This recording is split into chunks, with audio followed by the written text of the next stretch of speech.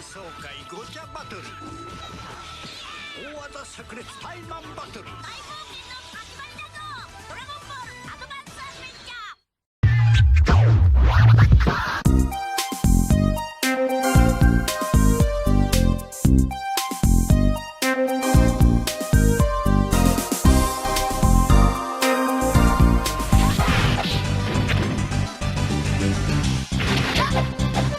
Dragon Ball Z is probably the most successful anime ever, and with any entertainment success comes video games.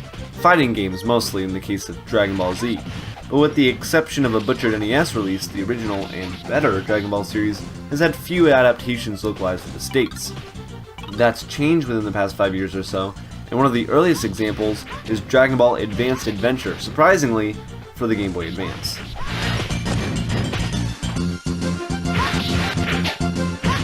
As a fan of the original Dragon Ball series, this game is pretty exciting. A 2D platforming beat-em-up that takes you throughout the whole Dragon Ball series? That sounds fantastic, only there are a couple snags along the way. And first and foremost is the gameplay. But let me preface any and all criticisms by saying Advanced Adventure is in no way a bad game. Kind of average? Sure, but not terrible. That being said, this game is kind of saved by its license. That's not something I thought I would ever say, but it's true. As I said, Advanced Adventure is a beat-em-up with some platforming elements, a very repetitive one, as most games of the genre are. I think that the video footage is pretty self-explanatory, and really, it encapsulates the whole game. The game is very linear, with a few very obvious optional areas with extra health or collectibles. Nothing really changes in the way of Goku's abilities, except for the initial access to energy blasts and some upgrades to health and power. There are a few enemy archetypes, and they're translated between a couple of different sprites and palette swaps. Most levels are 2D platformers, but one-on-one levels try to break them up quite frequently with a more fighting game approach. With the relatively limited Game Boy Advance controls, this may not mean much, but the fights are actually quite fun, if not just as repetitive as the majority of the game. This isn't necessarily a bad thing, as Advanced Adventure is actually pretty fun in short bursts. Speaking of short, the game is just that. The main story will only take about 2 to 3 hours of your time, but the second quest playthrough as Krillin, one-on-one fights and minigames also become available upon completion.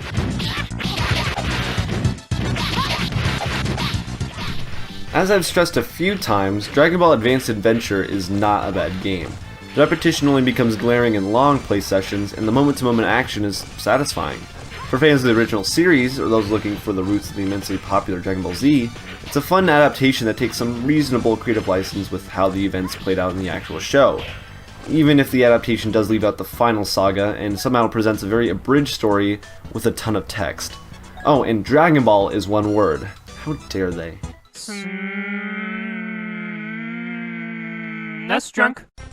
A couple months ago, I took a look at some Super Nintendo games that are tough to categorize because their gameplay spans a couple different genres, and one of those games was titled Ultimate Fighter. It's an ambitious game that tries to blend traditional side-scrolling beat-em-up gameplay with boss fights that were presented like how they'd play in a one-on-one fighting game. It's a great idea, but the game itself is pretty lackluster. Thankfully, Dragon Ball took up a similar idea on the Game Boy Advance and delivered a really solid game in 2004's Dragon Ball Advanced Adventure, developed by Dimps, who also worked on the Sonic Advance series. You play as Goku, you run to the right, and you kick the crap out of anything that moves, and right away you'll notice your moveset is enormous. B is your regular attack, but B while pressing up also deflects projectiles and bounces bombs back at enemies. You can also roll the D-pad left or right in the middle of a combination attack and do some cool stuff, like toss an enemy on the end of your staff. That's always fun. A jumps, and A plus a direction on the D-pad will perform a wall jump, and you double tap left or right on the D-pad to run. There's also air attacks that differ based on what direction you hit the D-pad and where you are in mid-air, sort of like in a game like Turtles in Time. The L button performs a special attack, usually involving Goku's staff, and these attacks are tethered to the key meters you see in the lower left. When you've built up 2 of these, you can hold and press R, and the more key meters you accumulate just from beating up enemies, the more powerful your attack will be. It's pretty dang fun to use, considering 4 key bars means you can do a full-on Kamehameha wave. The way to earn extra key bars is by finding these doors that are hidden throughout various stages. Some are easy to find and some not so much. Once you've obtained a few, the easiest way to build up your key meter is through combos, and those are as simple as it gets in this game. Just execute as many consecutive successful hits as you can. There's no crazy Killer Instinct style stuff going on here, although the game does allow for juggling, which is always fun. And that brings me to the fighting mode. Eventually, when you finish each long level, the game narrows its focus to a simple one-on-one fight versus whoever. And you'll fight all sorts of characters, everybody from Yamcha to Krillin to Giran, Nam, Jackie Chun, you get the idea. These fights are a lot of fun because they're really fast-paced, and you can launch your opponent into the air and hit all sorts of cool moves and combos while keeping in mind that your enemy can still counter. It's just super satisfying to be able to launch someone into the air like this and then spike them back into the ground. I think the excellent sound design has a lot to do with that. There's other game modes here too, like these flying Nimbus stages, where it's the same sort of beat-em-up action, only there's no platforming. You're just beating the crap out of anything on the screen. All these game modes are tethered together on a world map screen, so you can revisit certain areas, which is nice, because there's tons of items you can collect as well. There's the key upgrades, like I said earlier, but there's also upgrades to your health, your staff, and all sorts of other stuff that pertains to the story. Speaking of which, the story mode here is just a streamlined version of the show, starting with Goku meeting Bulma, up until the battle against Piccolo. There's 15 long levels and a ton of boss fights, but I will say, if you're playing this one for the story, you may be a bit disappointed because it's really rushed through. Still, the game rewards you for completing the story mode because it unlocks Krillin as a playable character. You also unlock what the game refers to as Extra Mode, where you can go back and play individual stages and try and collect every item and unlock every red door, which further unlocks a few minigames you can play. Sounds kinda lame on the surface, but when you find the portrait of another character behind one of those red doors, that unlocks them as a playable character for that stage, so fans of the show should dig that. There's eventually 28 characters to unlock, and they're also available in the game's one-on-one fighting mode as well. For as much Dragon Ball Advanced Adventure has going for it, there are some pretty noticeable flaws here, the most obvious being the pacing of the regular beat-em-up stages. These tend to just drag on, and while the combat system is fun, there are times where the game will actually stop your progress and make you beat up the same 5 or 6 enemies before moving on. Plus, enemies respawn like crazy. I'm talking like Ninja Gaiden NES type respawning. It just gets old after a while. So yeah, Dragon Ball Advanced Adventure makes a heck of a first impression. First, you'll notice how great the game looks. Then you'll notice the fun combat, platforming, and sound design. And then you'll notice how repetitive it is and the annoying enemy respawn rate. But don't let that sway you. This game still has a lot going for it, and it's one of those rare licensed games that's worth checking out even if you don't care for the Dragon Ball series. And fans will definitely enjoy this one, even if all you're interested in is the one-on-one fighting mode. You can play that on its own right from the main menu. The game only got a release for the Game Boy Advance, and it isn't available anywhere else at the moment, and the cartridge is a bit pricey at around $40, so this is another one you gotta play any way you can. And I want to thank you for watching, and I hope you have a great rest of your day.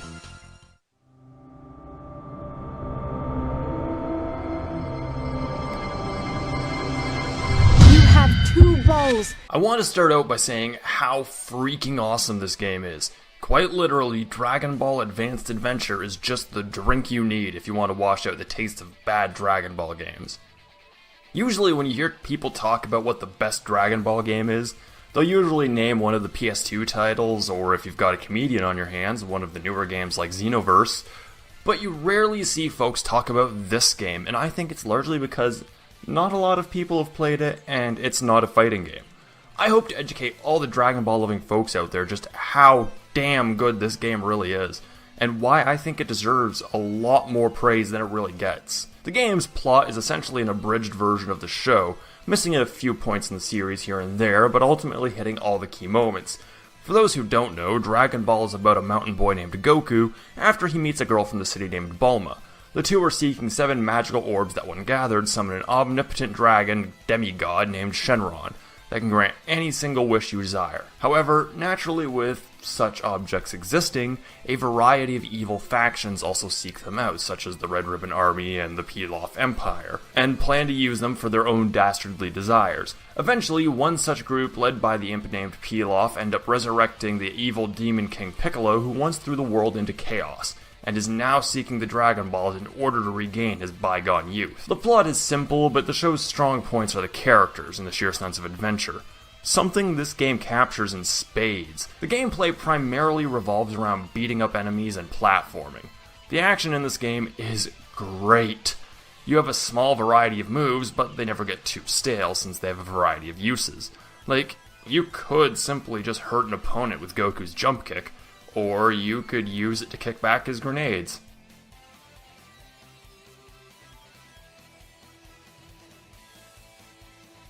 And the combo potential in this game is actually pretty nuts. It's almost fighting game level. You don't expect this from a 2D side-scroller. As for the platforming, it's perfect. Goku controls just as well as the likes of Mario, Donkey Kong, and Mega Man, and the platforming tends to be probably one of the easier parts about the game, but it does have its fair share of tricky jumps. I think the reason why the platforming is so good though, and so easy, is mostly due to Goku's physics. You see, in a lot of games, like Castlevania, they add a delay to make the platforming seem harder than it really is. But here, Goku jumps as soon as your thumb hits the A button. No delay, no wait, nothing. The controls are almost perfect. I say almost because, well, running is a bit of a hassle. There's never too many times where you need to sprint, but when you do, I find that double tapping the D-pad rarely works as well as it should. I've tried it with other games and it worked just fine in those, but here there's a little bit of a lag. Sometimes Goku would start running about a second and a half after the second press of the D-pad, and this would cause me to overshoot even the simplest of jumps. Aside from that though, the controls are superb. Along with the usual side-scrolling levels, you got some flying levels that take place on Goku's Nimbus Cloud, and some one-on-one fighting levels. The Nimbus levels aren't too different from the normal levels, but the fighting levels are actually really neat, and I think they are the highlight of the game. They take on the guise of a fighting game, albeit a really simple one. There's not much depth or strategy here, and you're not going to be learning meaties or mix-ups or wave dashing, nothing like that. But it's fun, which is more than I can say for Final Fucking Bout. God, I just hate that game so much that it makes me want to go back in time and punch the director straight in his stupid shitty game-making dick. Bitter? Mwah? Despite the simplicity, it is fun. You and your opponent pretty much try to deplete each other's guard gauges, the green bar up in the corner. Without this being empty, you cannot do any damage whatsoever. So a lot of the time, it's you and your opponent throwing punches and parrying in an attempt to catch the other with their pants down.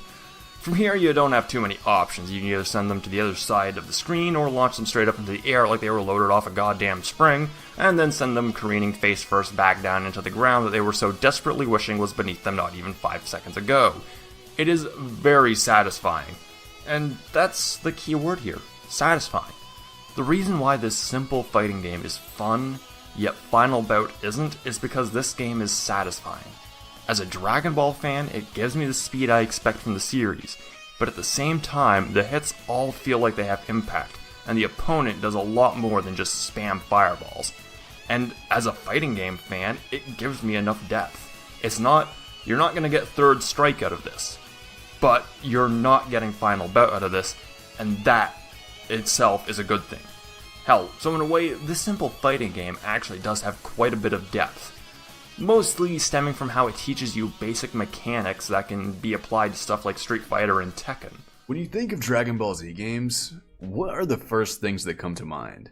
Most fans would probably say tons of characters, and some might even say one of the best fighting franchises of all time, which of course are all great attributes to have. But if there's one thing that I, as well as many other DBZ fans, constantly criticize in their games, it's the repetitious campaigns. Unlike some other franchises who create entirely new and fresh scenarios for each sequel, Dragon Ball games are known to stick to the source material, for the most part at least. The biggest problem with that? The entirety of the canon was already covered by like 2004, or at least the vast majority of it. And although the games following are still great, even producing some gargantuan titles like the Tenkaichi series, it's hard to argue that the franchise was still becoming a bit stale. I mean, there's only so many times I could play Raditz through Kid Buu or Omega Shenron despite the improvements of graphics and addition of minor characters in between those battles. But thankfully, it was right around that era where Dimps gave us a game that not only switched up the story being told, but the gameplay as well, when in 2006, we finally received Dragon Ball Advanced Adventure. Now, while this handheld release wasn't quite as flashy as its predecessors, mainly because Goku was a kid, so there was no crazy ultimate moves, beam struggles, or planets imploding. To me, that was okay, because we already had enough of that in the console entries. And while this game is a bit simpler in that regard, the gameplay is very impressive for a Game Boy title. In terms of story, you begin at the very beginning of the Dragon Ball anime, fighting enemies like the giant bear bandits, and even a flight battle against Oolong, of all people. And that being said, it's actually really impressive how well this game follows the canon, not missing a damn beat when it comes to the important elements,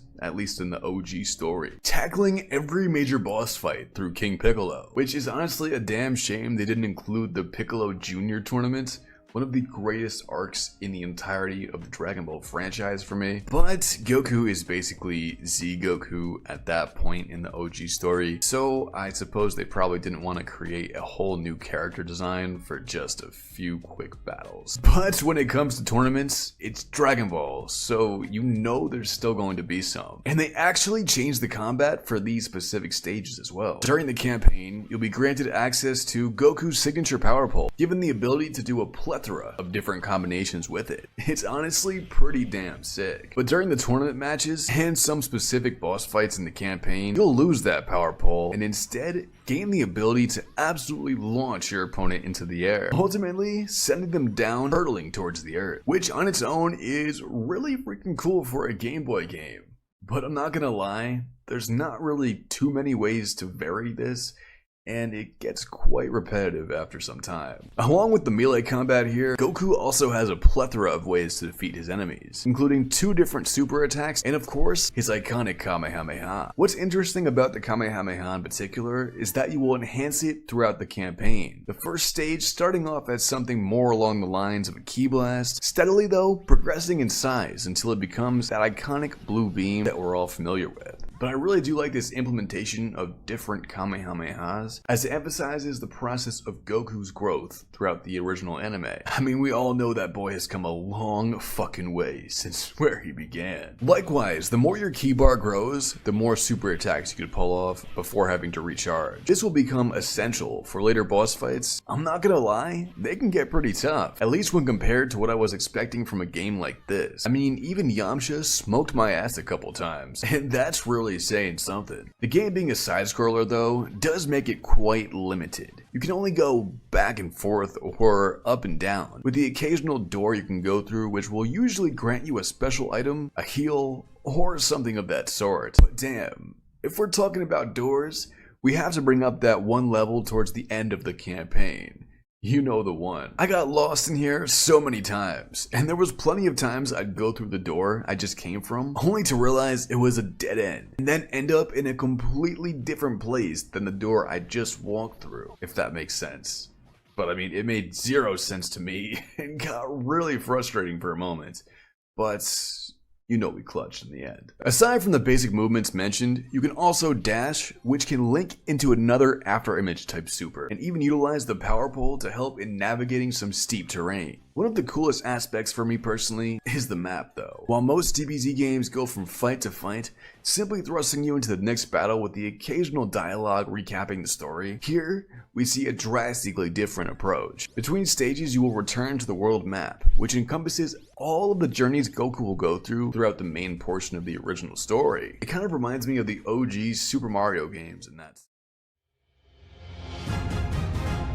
The Game Boy Advance was an amazing handheld console. You could play so many great games right in the palm of your hands. There was Mario, Wario, Zelda, and of course Dragon Ball Advanced Adventure.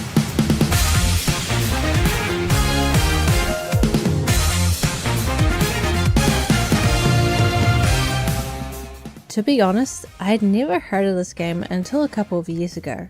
When I was a kid, the only GBA Dragon Ball games I played were the Legacy of Goku 1 and 2, and the only one I owned was the Legacy of Goku 1. Had I known back then about this game, I would have even more buyer's remorse than I already had.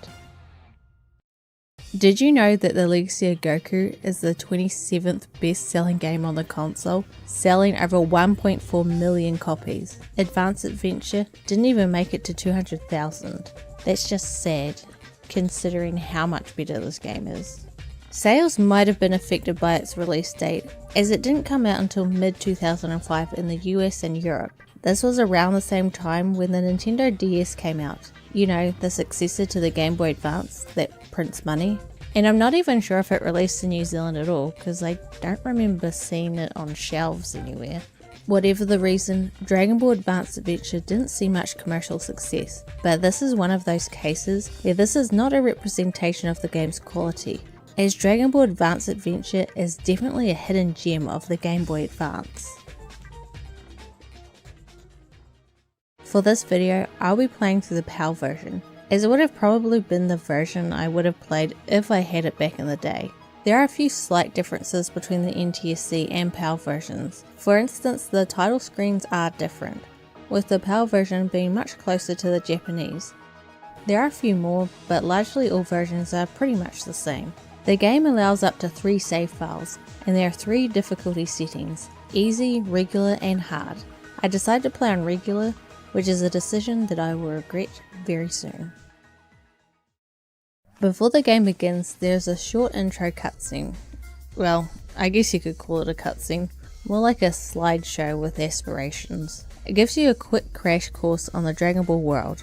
Goku meets Bulma and the two of them set off to find the 7 Dragon Balls. Classic.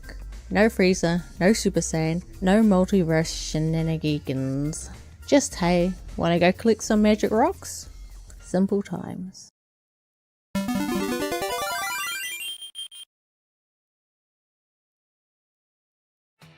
Then the level just begins. There's no tutorial or anything.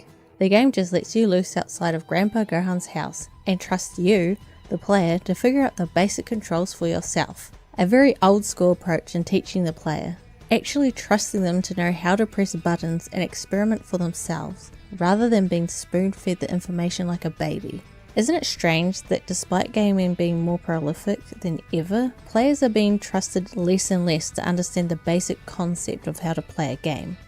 You press forward and the guy goes forward. Yeah, okay, thanks! Dragon Ball Advanced Adventure has a couple of different gameplay modes sprinkled in, but at its heart it's a platforming beat 'em up, and a really good one.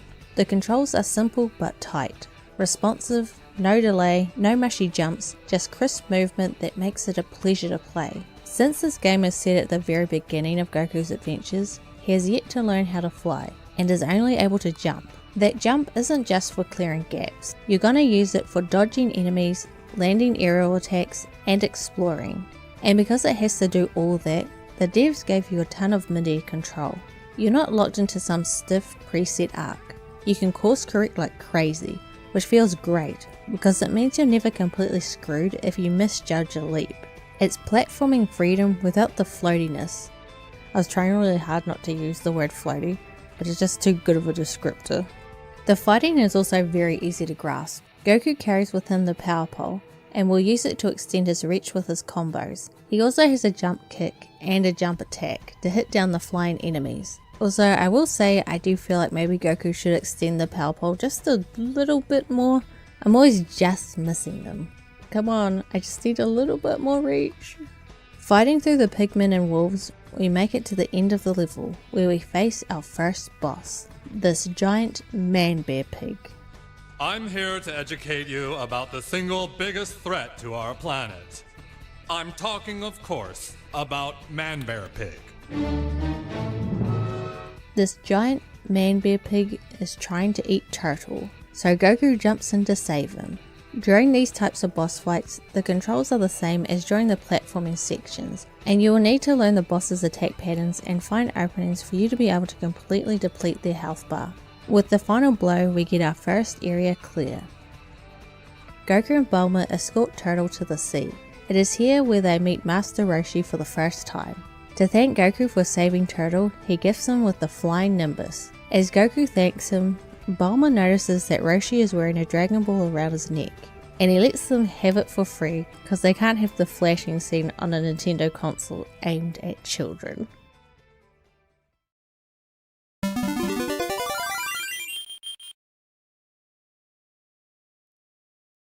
After picking up the flying Nimbus, Goku and Bulma head off to their next destination, a small village living in fear of the dreadful Oolong. And when I say dreadful, I mean, well, I don't actually know what I mean, because the game doesn't tell you why he's dreadful.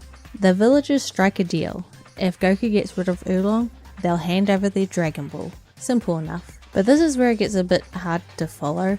If you don't already know the original Dragon Ball story, you might get confused. The game heavily implies that Oolong is currently transformed, and that his hulking red monster form is just some disguise. But there's no artwork for it.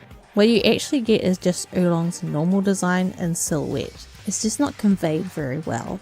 Instead of fighting Goku, Oolong decides to turn into a bat and try to run away, or fly away I guess. By obtaining the Flying Nimbus, we have unlocked Sky Battles, which is the second gameplay mode in this game. What a weird sentence. And it just so happens that this level is a Sky Battle. These are auto-scrolling levels, and in this particular one, we have to fight Oolong along the way.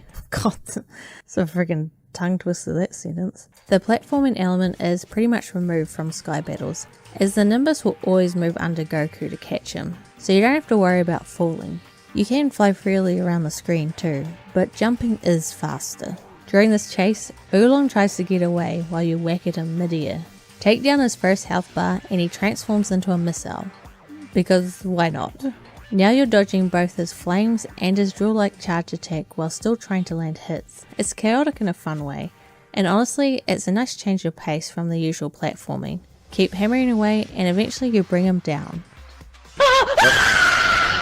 Thank you. And then Goku just roasts him, straight up calls him weak to his face. He makes Oolong apologize to the villagers, and if that wasn't enough, they basically kidnap him and force him to join their group. Oh yeah, and they also have the 6-star Dragon Ball.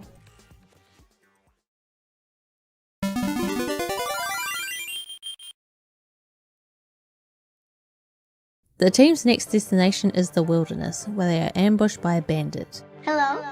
Hi. This entire level is just a boss battle against Yamcha and Pura. In the top left of the screen is Goku's health bar, and at the start of the game you will only have 2 bars, but this can be upgraded by finding special item capsules throughout the world. However, at this point I still only had the starting health amount, and this is when I began to regret not playing on the easy difficulty.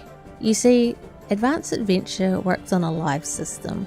When Goku's health is drained or falls down a bottomless pit, you lose a life. A fairly standard use of the system. However, the game is actually a lot more punishing than it first seems, because if you lose all of your lives, the game deletes your save slot. How? How did they think that was okay to even put it in the game? Okay, I'm joking. When you get a game over, you just start the level again. The game is not that long. My first playthrough only took me about 2 to 3 hours, but still losing your progress in a level doesn't feel great. I'm dying. Help me. I made another attempt at the Yamcha fight and finally defeated him. Yamcha runs away and then Bulma's in a bunny suit. No explanation, no build up, just bam. Bulma in Playboy cosplay in the middle of the desert. See, here's the thing. Advanced Adventure skips certain arcs from the original story, like the entire Rabbit Gang subplot, which is where that outfit actually comes from. So if you've never seen the anime or manga, it just looks like the game suddenly took a sharp turn into fan service territory for no reason. Also, Yamcha does not actually join the group to help find the Dragon Balls in this game, which is another change from the source material, and is not the last time the game plays fast and loose with canon. The inaccuracies just keep piling up in the very next level.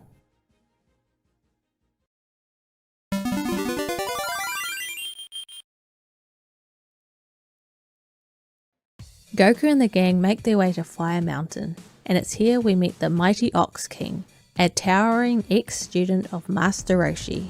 And, well, that's it. We meet no one else. That's right, Chi-Chi is completely omitted from the story. Just gone. Poof. Poof. It's like she never existed. I suppose the devs figured she was expendable. especially since the 23rd Tenkaichi Budokai arc is actually missing entirely. And honestly, it makes sense why they'd cut it. By that point in the story, Goku's all grown up, and that would mean brand new sprite work. And with how gorgeous the sprites already are in Advanced Adventure, I can't exactly blame them for not wanting to double their workload. Seriously, the sprite work here is bloody incredible. Every attack has weight thanks to the use of smears, every movement feels fluid and deliberate, and the impact animations just hit.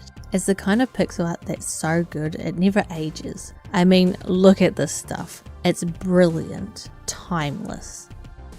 Anyway, the Ox King's castle happens to be on Fire Mountain, and unfortunately for him, it's also literally on fire. In exchange for the Dragon Ball he has, he asks Goku to go fetch Master Roshi to help put it out. Roshi rolls up and casually bursts out the very first Kamehameha in manga history, blasting away the flames like it's nothing. Goku is extremely impressed and wants to learn the move for himself, but Master Roshi tells him it'll take 50 years of training before he can pull it off. Then he does it right away, and that's the end of the level. It's almost a non-level. A non-level? What the hell am I on about? Afterwards, Goku mentions that his grandpa Gohan trained him, which surprises Roshi. Turns out, Gohan was one of his students too. With a little smile, Roshi tells Goku that once he's done finding all 7 Dragon Balls, he should come train with him.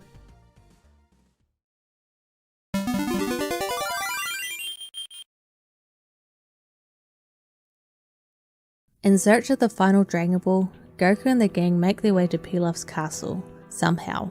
I mean, somehow Pilaf has already swiped the rest of the Dragon Balls right from under our noses. No explanation, no cutscene of him sneaking around, nothing.